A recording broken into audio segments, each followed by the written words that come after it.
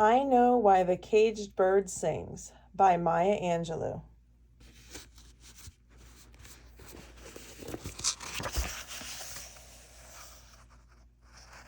We're now on chapter 36, which is page 279.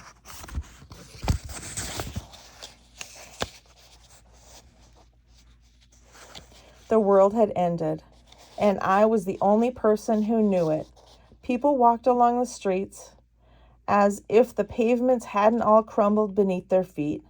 They pretended to breathe in and out, while all the time I knew the air had been sucked away in a monstrous inhalation from God himself.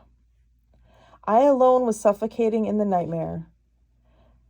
The little pleasure I was able to take from the fact that if I could have a baby, I obviously wasn't a lesbian, was crowded into my mind's tiniest corner by the massive pushing in of fear, guilt, and self-revulsion. For eons, it seemed I had accepted my plight as the hapless, put-upon victim of fate and the Furies, but this time I had to face the fact that I had brought my new catastrophe upon myself. How was I to blame the innocent man whom I had lured into making love to me? In order to be profoundly dishonest, a person must have one of two qualities. Either he is unscrupulously ambitious, or he is unswervingly egocentric. He must believe that for his ends to be served, all things and people can justifiably be shifted about, or that he is the center not only of his own world, but of the worlds which others inhabit. I had neither element in my personality, so I hefted the burden of pregnancy at 16 onto my own shoulders, where it belonged. Admittedly, I staggered under the weight. I finally sent a letter to Bailey, who was at sea with the merchant marines. He wrote back, and he cautioned me against telling Mother of my condition. We both knew her to be violently opposed to abortions, and she would very likely order me to quit school. Bailey suggested that if I quit school before getting my high school diploma, I'd find it nearly impossible to return. The first 3 months, while I was adapting myself to the fact of pregnancy, I didn't really link pregnancy to the possibility of my having a baby until weeks before my confinement. Were a hazy period in which days seemed to lie just below the water level, never emerging fully. Fortunately, Mother was tied up tighter than Dick's husband in the weave of her own life. She noticed me, as usual, out of the corner of her existence. As long as I was healthy, clothed, and smiling, she felt no need to focus her attention on me. As always, her major concern was to live the life given to her, and her children were expected to do the same, and to do it without too much brouhaha. Under her loose scrutiny, I grew more buxom, and my brown skin smoothed and tight poured like pancakes fried on an unoiled skillet. And still she didn't suspect. Some years before, I had established a code which never varied. I didn't lie. It was understood that I didn't lie because I was too proud to be caught and forced to admit that I was capable of less than Olympian action. Mother must have concluded that since I was above out-and-out lying, I was also beyond deceit. She was deceived. All my emotions focalized on pretending to be that guileless schoolgirl who had nothing more wearying to think about than midterm exams. Strangely enough, I very nearly caught the essence of teenage capriciousness as I played the role, except that there were times when physically I couldn't deny to myself that something very important was taking place in my body. Mornings, I never knew if I would have to jump off the streetcar one step ahead of the warm sea of nausea that threatened to sweep me away. On solid ground, away from the ship motion vehicle and the smell of hands coated with recent breakfasts, I regained my balance and waited for the next trolley. School recovered its long magic. For the first time since stamps, information was exciting for itself alone. I burrowed myself into caves of facts and found delight in the logical resolutions of mathematics. I credit my new reactions, although I didn't know at the time that I had learned anything from them, to the fact that during what surely must have been a critical period, I was not dragged down by hopelessness.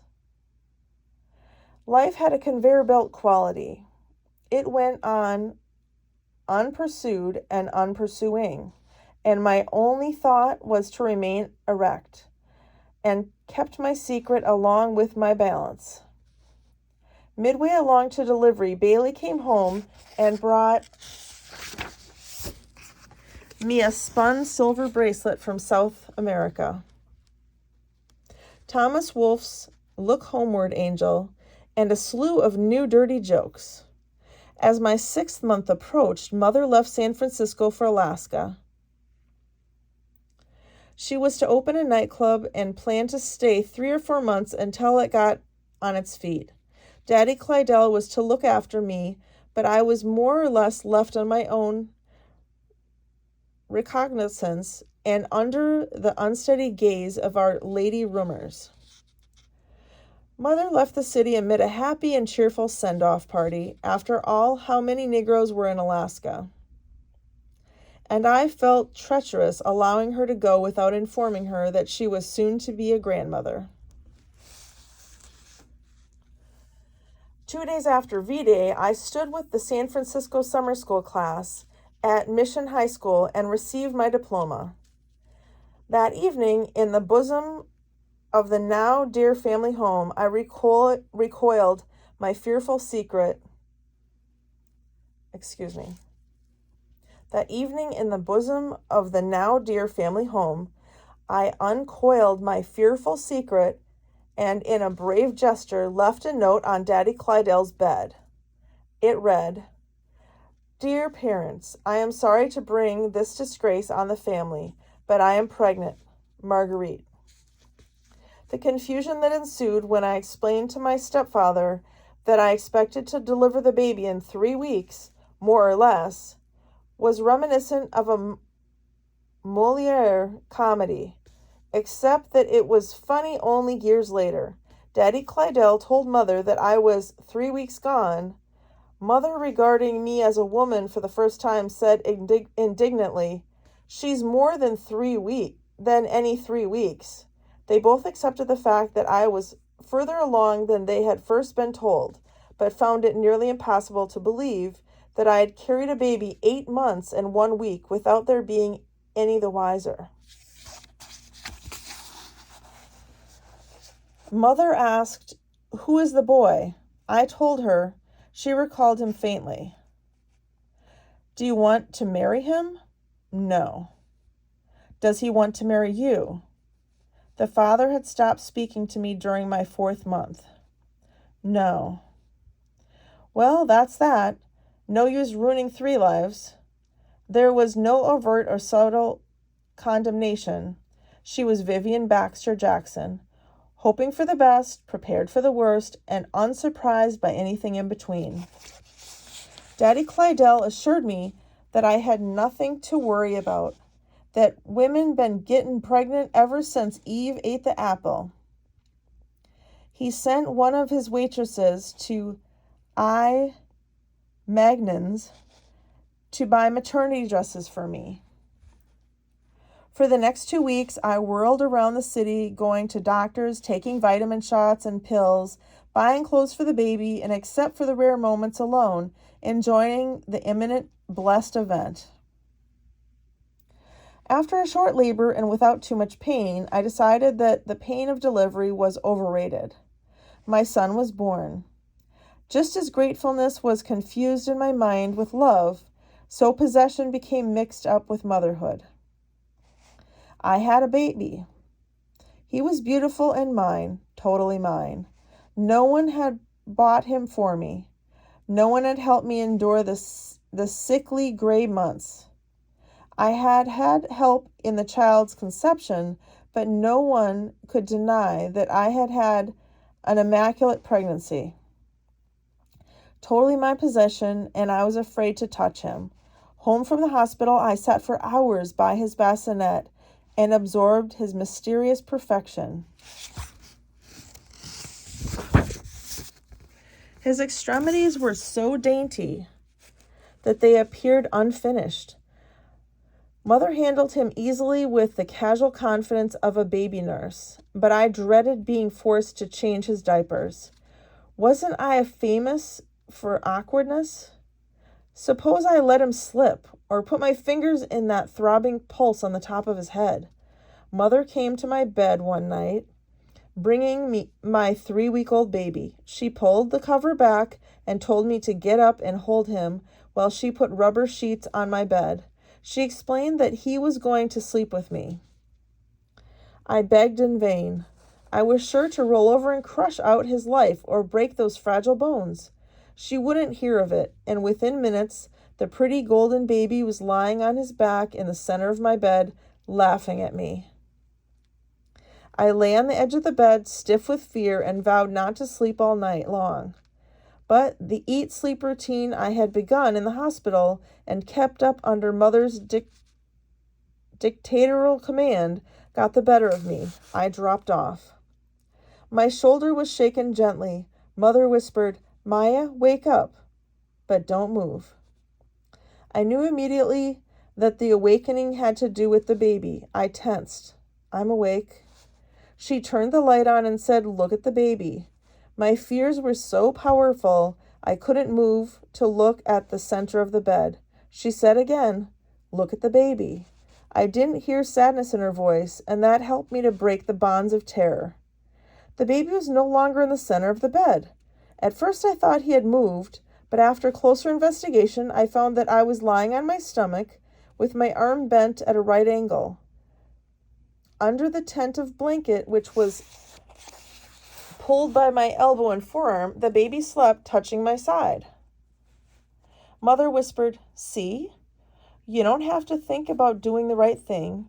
If you're for the right thing, then you do it without thinking." She turned out the light, and I patted my son's body lightly and went back to sleep.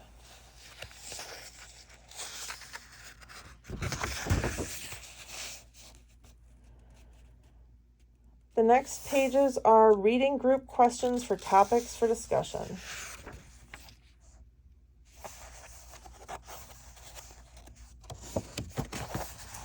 And here's a picture of the author.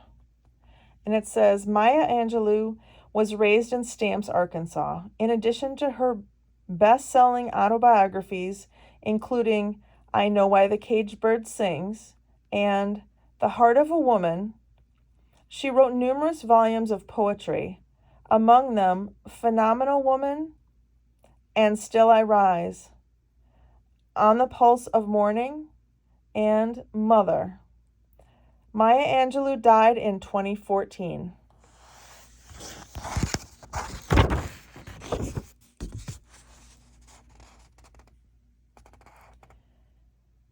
And then it's repeated again here on the back cover. And here on the back is another picture of the author. Well, I hope you enjoyed reading I Know Why the Caged Bird Sings by Maya Angelou with me. That is the end of the book.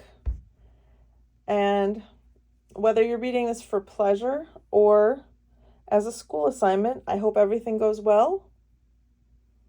And I look forward to having you read my next book.